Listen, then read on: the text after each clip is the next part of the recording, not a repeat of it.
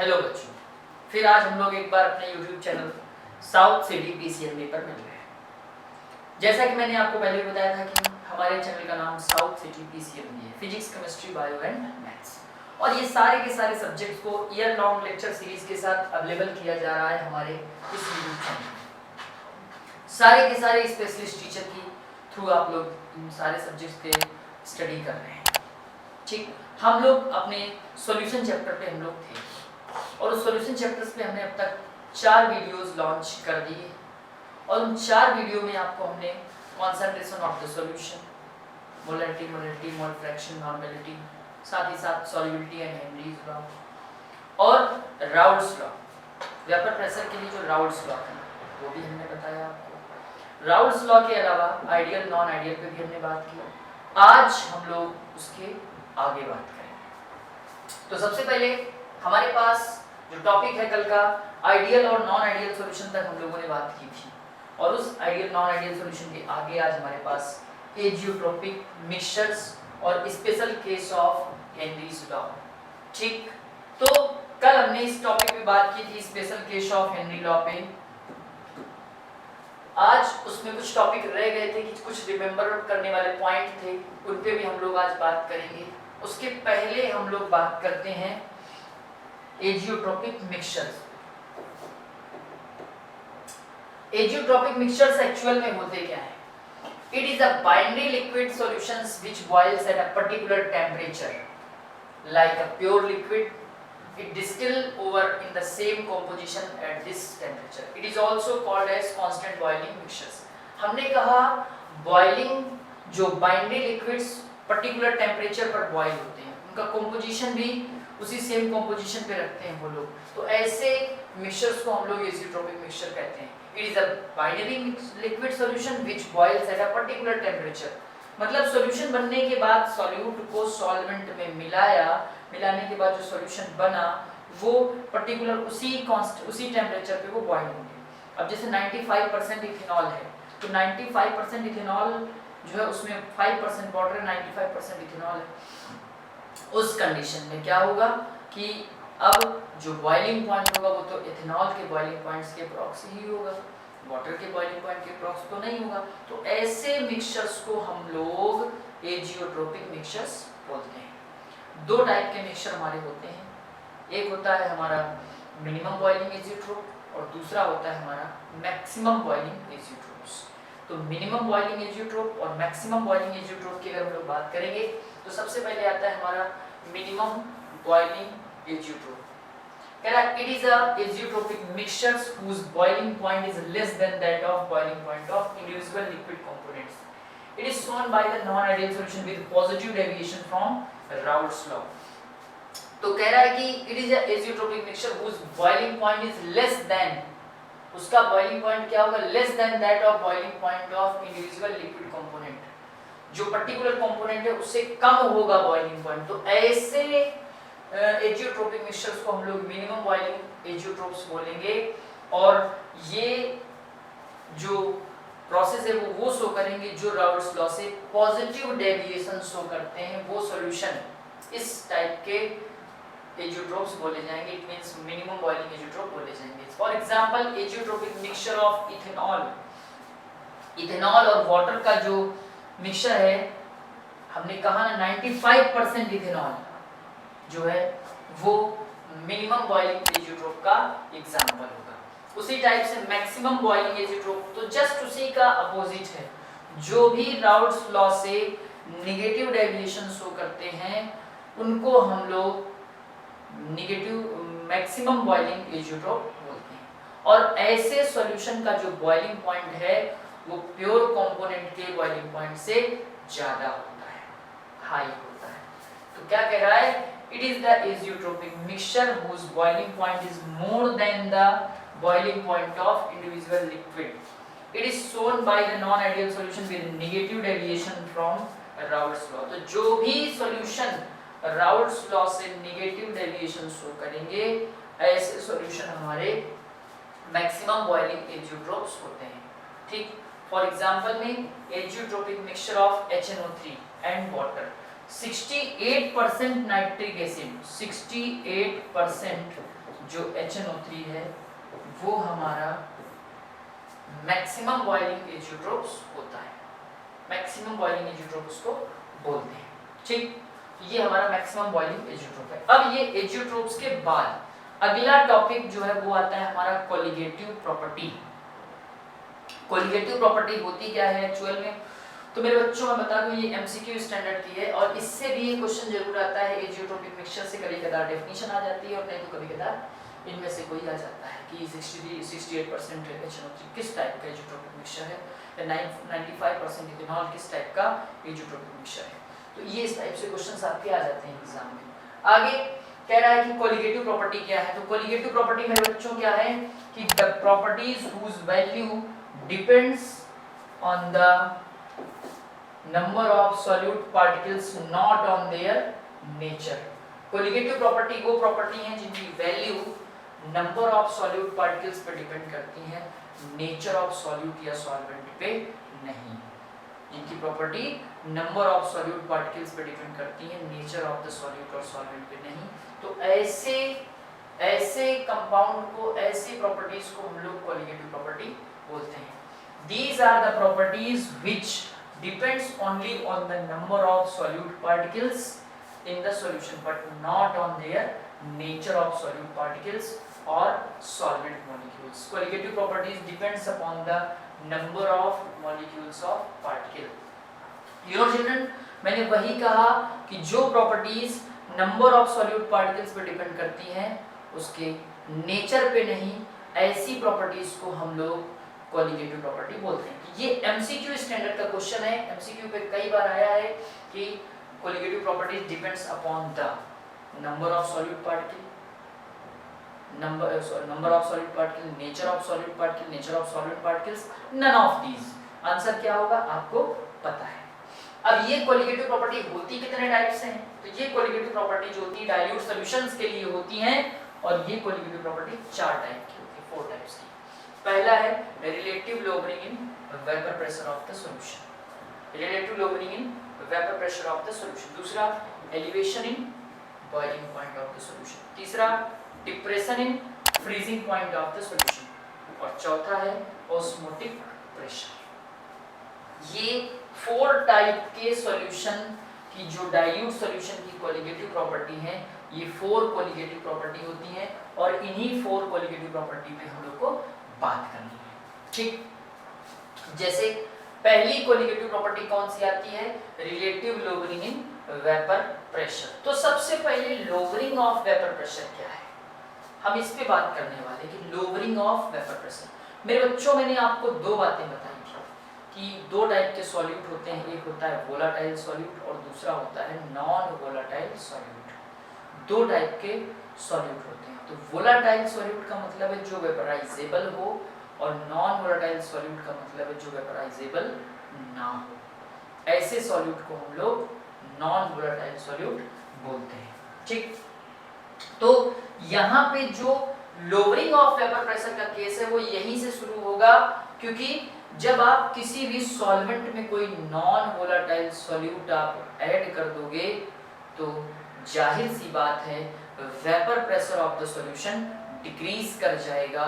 इसी को हम लोग बोलते हैं लोअरिंग इन वेपर प्रेशर।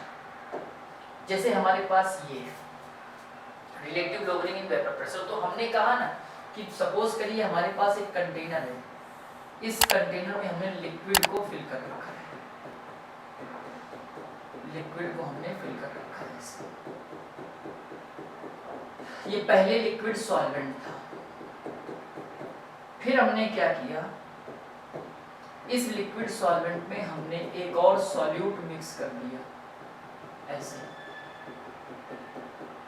जब ये सॉल्यूट मिक्स कर दिया तो ये जो सॉल्यूट है ये आपका नॉन वोलाटाइल सॉल्यूट इस पे मिक्स कर दिया। ठीक, और जो रेड वाला है ये आपका वोलाटाइल प्योर सॉल्वेंट है।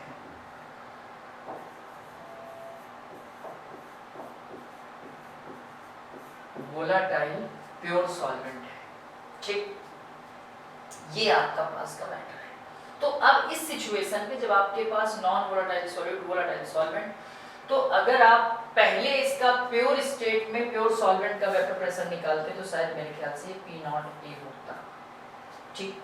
लेकिन जब आपने क्या किया, सॉल्यूट में सॉल्यूट को मिला दिया गया, तो इसका वेपर प्रेशर क्या हो गया, डिक्रीज कर गया।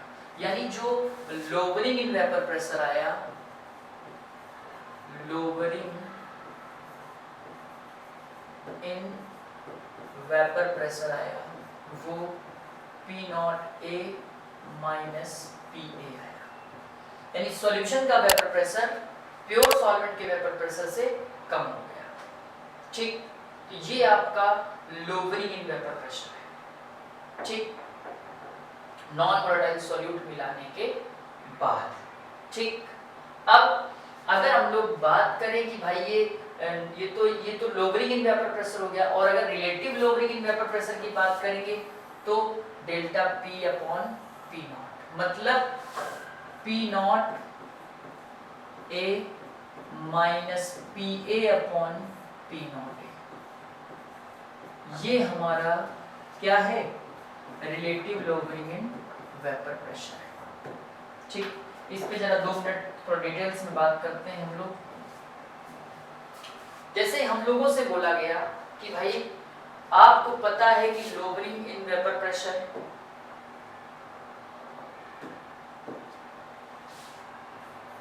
Lowering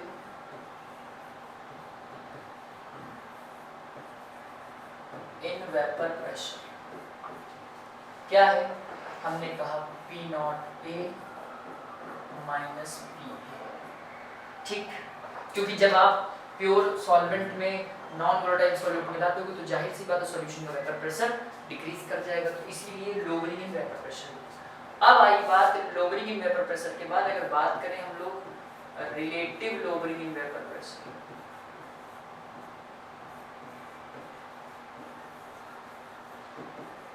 relative lowering in vapour pressure क्या आएगा, P0 minus PA upon P0, ये आएगा। फिर बच्चों we know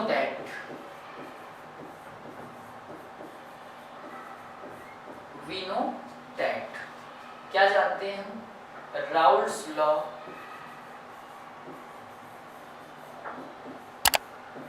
Raoul's law is equal to क्या था, PA is equal to P0A into XA। आपको अच्छे से पता है, तो PA upon P0A equal to XA।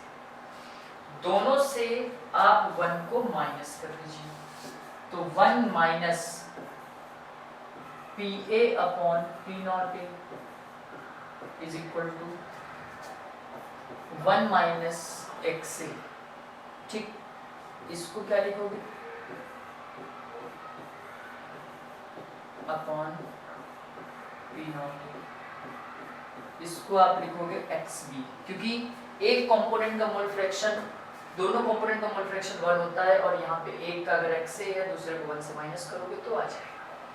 तो P0A minus PA upon P0A is equal to XB। अब ये जो XB है ये मोल फ्रैक्शन ऑफ सॉल्यूट, ठीक। तो यहां से जो है ये इतना, ये आपका RLVP है, relative lowering in vapour pressure, और ये आपका मोल फ्रैक्शन ऑफ सॉल्यूट है। तो यही आपका राउल्स लॉ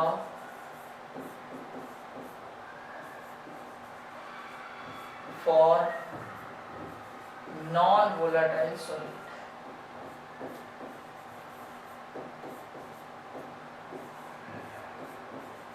यही है, ठीक। Raoult's law for non volatile solute. अब XB को अगर आप ओपन करोगे तो P not A minus P not A minus PA upon P not A. XB को अगर आप ओपन करोगे तो NB upon Na plus NB ये है। अब आपको पता है कि जो Na है वो NB के कंपैरिजन में बहुत बड़ा है, तो NB को नीचे के लिए उसके कंपेयर में उसको निगलेक्ट कर दें, तो P not A minus PA upon P not is equal to NB upon Na। ठीक, अब number of moles is equal to क्या होता है, given mass of solute in gram upon molecular mass. ठीक, बस उठा के रख दीजिए, तो फॉर्मूला क्या आ जाएगा, P not A minus PA upon P not A is equal to NB की जगह पे WB अपॉन M-B और Na की जगह पे WA इंटू M-A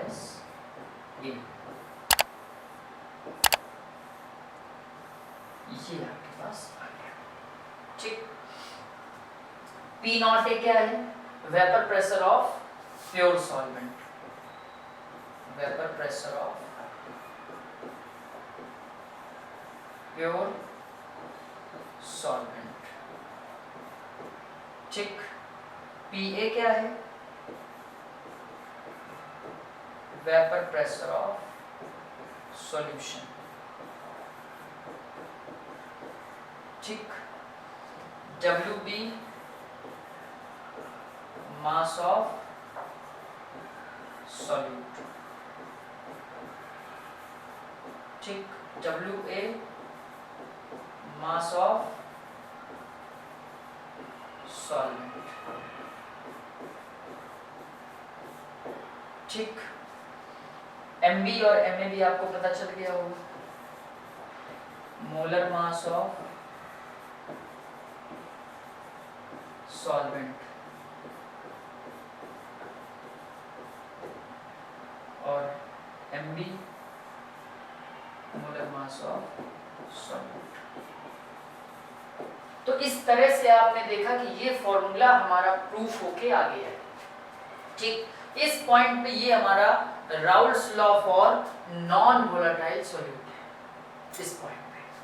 ठीक, यही फॉर्मूला हम लोग देख रहे थे, यहाँ पे जो आपके पास आया है कि delta P upon P not A into XB, यही XB mole fraction of solute, इसको ओपन करके लिखा गया, तो लास्ट में हमारे पास delta P upon P not is equal to NB upon Na, इसको भी ओपन करके लिखा गया, तो फाइनली हमारे पास ये फॉर्मूला आता है MB is equal to P not A upon delta P WB upon WA into Na।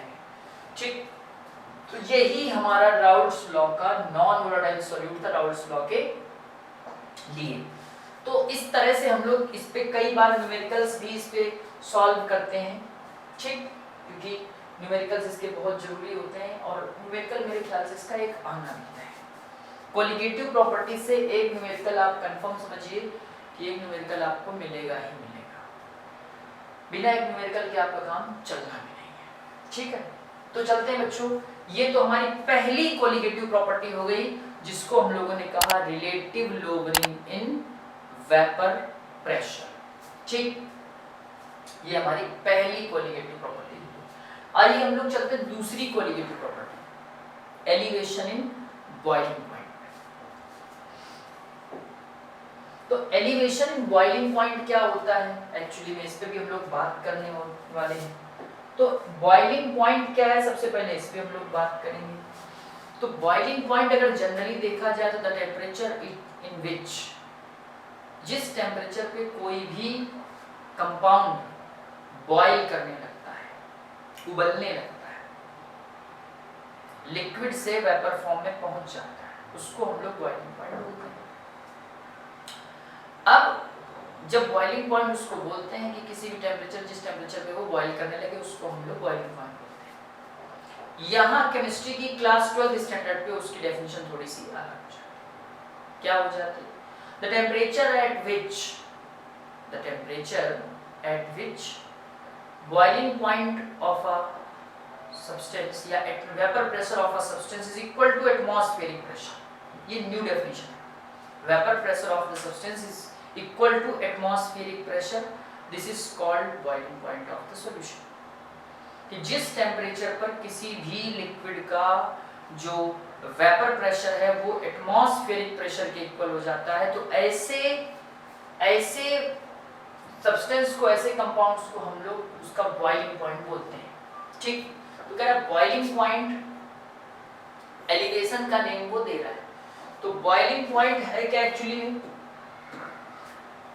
तो boiling point of a solution is the temperature at which its vapor pressure equals to atmospheric pressure।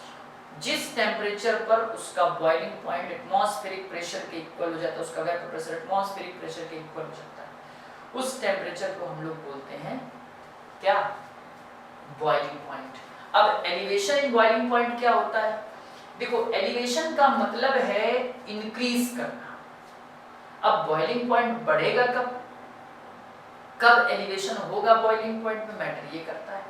तो boiling point तो भैया तभी होगा जब आप किसी liquid में, आप किसी सॉल्वेंट में आप नॉन वोलाटाइल सॉल्यूट मिलाओगे, तब उसमें बॉइलिंग पॉइंट में इंक्रीमेंट। ठीक, आइए इसी पे बात करते हैं। तो boiling point of water is 373.05 kelvin, it means 100 degree Celsius, means vapour pressure of water at 373.1 Kelvin is 1 atm atmospheric pressure या 1.013 बार। ये इस टेम्परेचर पे ये इसका वेपर प्रेशर होगा। ठीक, अब अगर T0B and TB are the boiling point of liquid and solutions, here 1 atm। जब आपने कोई नॉन वोलेटाइल सॉल्यूट मिला दिया तो जाहिर सी बात है आपके सॉल्यूशन का बॉइलिंग पॉइंट बढ़ गया। When a non-volatile solute dissolve in a volatile solvent, then the vapor pressure of the solution decreases and the boiling point of the solution increases। This is called elevation in boiling point। कि जब आप किसी solution में, किसी solvent में आप non volatile solute मिलाते हो तो उस सॉल्यूशन का जो बॉइलिंग पॉइंट है वो पहले सॉल्वेंट वाले बॉइलिंग पॉइंट से घट करके सॉल्यूशन का डिक्रीज कर जाता है। इसी को वेपर प्रेशर घट जाता है, जिसकी वजह से बॉइलिंग पॉइंट बढ़ जाता है। इसी को हम लोग बोलते हैं एलिवेशन इन बॉइलिंग पॉइंट। इसको एक ग्राफ के माध्यम से हम लोग समझते हैं कि सपोज करिए इस पॉइंट पे ये प्योर हमारे पास लिक्विड था, ठीक, यहाँ पे ये T0B था, समझे? लेकिन जैसे ही नॉन वोलेटाइल सॉल्यूट मिलाया तो ये यहाँ पे बढ़ गई, ये TB हो गया, सॉल्यूशन बना तब यहाँ हो गया, तो ये दोनों का डिफरेंस हो जाएगा डेल्टा TB। ये किसकी बात करेगा? ये वेपर प्रेशर की बात करेगा। तो जैसे ही मिलाएगा तो इस पॉइंट पे ये आके मिला, यानी ये किसका था? ये प्योर सॉल्वेंट का था। जैसे ही सॉल्यूट मिलाया तो इसका ये यहाँ पहुँच गया, तो ये डिफरेंस जो है सॉल्यूशन की बात करेगी, ये डिफरेंस यहाँ, ठीक। तो ये ग्राफ के हेल्प से आप समझ सकते हो, ये हमारे पास बॉइलिंग पॉइंट का मैटर है, ठीक। अब ये जो आया इसका मेन क्या है, किसके लिए अप्लाई होगा, कहाँ अप्लाई होगा, ये बात करेंगे हम लोग। ये फॉर्मूला कहाँ अप्लाई होगा, कैसे अप्लाई होगा, इस चीज बात करनी। तो मैंने एलिवेशन इन बॉइलिंग पॉइंट की डेफिनेशन बताई, ग्राफ की हेल्प से उसको समझाया। अब हम लोग डाइल्यूट सॉल्यूशन के लिए इस एलिवेशन इन बॉइलिंग पॉइंट का इंपॉर्टेंस क्या है। तो for the dilute solution, elevation in boiling point is directly proportional to molality of the solution। molality of the solution की ये directly proportional होगा। देखिए कैसे, एक्सपेरिमेंट की हेल्प से हमने इस चीज को जाना। Experiment shows that the dilute solution, the elevation of boiling point is directly proportional to molality of solution of non-volatile solute। Thus delta TB is directly proportional to small m and delta TB is equal to KB into small m। ठीक, इस फॉर्मूले को आपको ध्यान रखना है, ठीक है ना। हमने क्या कहा, delta TB is directly proportional to, delta TB is directly proportional to molality of the solution. अब प्रोपोर्शनल हटेगा तो कांस्टेंट लगेगा, यानी delta TB is equal to KB into small M. Small M क्या है, मोलैलिटी, ठीक। अब केबी क्या है, KB is boiling point elevation constant या मोलर एलिवेशन कांस्टेंट। जो केबी है वो क्या है, मोलर एलिवेशन कांस्टेंट है या बॉइलिंग पॉइंट कांस्टेंट है। इसी को बेटा इबुलियोस्कोपिक कांस्टेंट भी बोलते हैं, इबुलियोस्कोपिक, ठीक। इसका unit kelvin kilogram mole inverse होता है, ठीक है, केल्विन किलोग्राम मोल इनवर्स, ठीक। तो ध्यान रखिएगा केबी क्या है, इबुलियोस्कोपिक कांस्टेंट। अगर आप इसको ओपन करके लिखोगे delta TB is equal to, open करके इसको लिखते हो तो देखिए क्या लिखोगे, ओपन करके जब आप इसको लिखोगे तो केबी ही रहेगा इनटू स्मॉल एम की जगह पे क्या आ जाएगा, वही given mass upon molar mass into weight of solvent KG, तो केजी की वजह से यहाँ 1000 से मल्टीप्लाई, ये आपका फॉर्मूला है, ठीक। यही ओपन करके लिखा है कि मोलैलिटी का फॉर्मूला ये होता है। तो डेल्टा टीबी आपका ये आ गया, ठीक।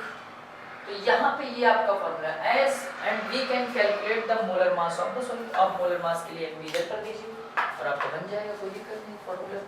तो ये आपके एलिवेशन इन बॉइलिंग पॉइंट का फॉर्मूला था। अब यहाँ पे अगर हम आपसे कहें कि मोलर एलिवेशन कांस्टेंट का फॉर्मूला बताइए कि मोलर एलिवेशन कांस्टेंट क्या है, तो मेरे बच्चों आप delta TB is equal to KB into delta TB is equal to KB into small M. M मतलब क्या है, मोलैलिटी। अब मोलैलिटी में क्या हुआ कि भैया 1 mole of non volatile solute dissolved in 1 kg of the solvent, ठीक। when 1 mole of solute, non volatile solute dissolved in 1 kg of the solvent, then the elevation in boiling point is called molar elevation constant, यानी delta TB is equal to KB into small m, ठीक। और m की जगह पे क्या रख दीजिए आप, अगर m को यूनिट मान लेते हो तो, ठीक। तो delta TB is equal to क्या आ गया, Kb। कब, जब आपने 1 मोल नॉन वोलेटाइल सॉल्यूट को क्या किया, 1 किलोग्राम सॉल्वेंट में उसको आपने डिसॉल्व किया, तो जो भी एलिवेशन इन बॉइलिंग पॉइंट होगा उसी को कहा जाएगा molar elevation constant Kb, delta Tb is equal to Kb, ठीक। तो आप मेरे ख्याल से समझ गए होंगे, Kb आपका वही इबुलियोस्कोपिक कांस्टेंट या मोलर एलिवेशन कांस्टेंट। तो इस टाइप से आपने आज हमारे साथ 2 कोलिगेटिव प्रॉपर्टीज पे बात की। एक हमारी जो कोलिगेटिव प्रॉपर्टी थी वो कौन सी थी, एक कोलिगेटिव प्रॉपर्टी हमारी relative lowering in vapour pressure थी, दूसरी कोलिगेटिव प्रॉपर्टी हमारी एलिवेशन इन बॉइलिंग पॉइंट थी, और साथ ही साथ हमने एक पीछे का टॉपिक एजियोट्रोपिक मिक्सचर पे बात की थी। तो एक बार जरा क्विक रिवीजन इस पे मार देते हैं। एजियोट्रोपिक मिक्सचर्स क्या होते हैं, जब कोई भी सॉल्यूशन जो बाइनरी सॉल्यूशंस हैं वो सेम कंपोजिशन शो करें लिक्विड और वेपर फेज में, ऐसे मिक्सचर्स को हम लोग एजियोट्रोपिक मिक्सचर्स बोलते हैं। 2 टाइप के होते हैं, मिनिमम बॉइलिंग एजियोट्रोप्स और मैक्सिमम बॉइलिंग एजियोट्रोप्स, ठीक। तो मिनिमम बॉइलिंग एजियोट्रोप्स क्या होते हैं, जो राउल्ट्स लॉ से पॉजिटिव डेविएशन शो करें उनको मिनिमम बॉइलिंग एजियोट्रोप, और जो राउल्ट्स लॉ से नेगेटिव डेविएशन शो करें वो मैक्सिमम बॉइलिंग एजियोट्रोप्स होते हैं। जो मिनिमम बॉइलिंग एजियोट्रोप्स होते हैं जो पॉजिटिव डेविएशन शो करते हैं वो 95% इथेनॉल होता है, मैक्सिमम जो एग्जांपल लिया जाता है, और उसका 68% नाइट्रिक एसिड, ठीक, जो मैक्सिमम बॉइलिंग एजियोट्रोप्स का एग्जांपल है। एजियोट्रोप्स के बाद आपको और एक इंपॉर्टेंट चीज बताई, कोलिगेटिव प्रॉपर्टी। किस पे डिपेंड करती है? मैंने कहा नंबर ऑफ सॉल्यूट पार्टिकल्स पे डिपेंड करती है। एमसीक्यू स्टैंडर्ड का क्वेश्चन है, भूलिएगा नहीं, ठीक। तो किस पे डिपेंड करती है? नंबर ऑफ सॉल्यूट पार्टिकल्स पे। दूसरी बात, कोलिगेटिव प्रॉपर्टी कितनी बताई? 4। Relative lowering in vapour pressure, elevation in boiling point, depression in freezing point और लास्ट में आएगा ऑस्मोटिक प्रेशर। तो इन 4 टॉपिक पे मैंने आज बात की आप लोगों से। उनमें से 2 टॉपिक की बात हम लोग नेक्स्ट लेक्चर में करेंगे। आज हमने 2 टॉपिक पे बात की है, अगले लेक्चर में हम लोग बहुत सारे न्यूमेरिकल्स भी बात करने वाले हैं। तो इसके लिए आपको बने रहना है हमारे साथ, हमारे YouTube channel south city PCMB पर, और यहाँ आपको ईयर लॉन्ग लेक्चर सीरीज मिलने वाली है। साथ ही साथ बोर्ड के क्वेश्चन पेपर्स कैसे सॉल्व करने हैं, कितना मैटर लिखना है और कौन से क्वेश्चन आ सकते हैं बोर्ड में, क्योंकि ये जो चैनल है बेसिकली ISC और CBSE के बोर्ड पैटर्न को देखते ही बनाया गया है और इसी चैनल पे आपको इम्पोर्टेंट मैटर मिलने वाले हैं। तो बने रहिएगा हमारे YouTube channel south city PCMB पर हमारे साथ, और मैं हूं आपका chemistry teacher Rahul Tiwari. Thank you and have a nice day.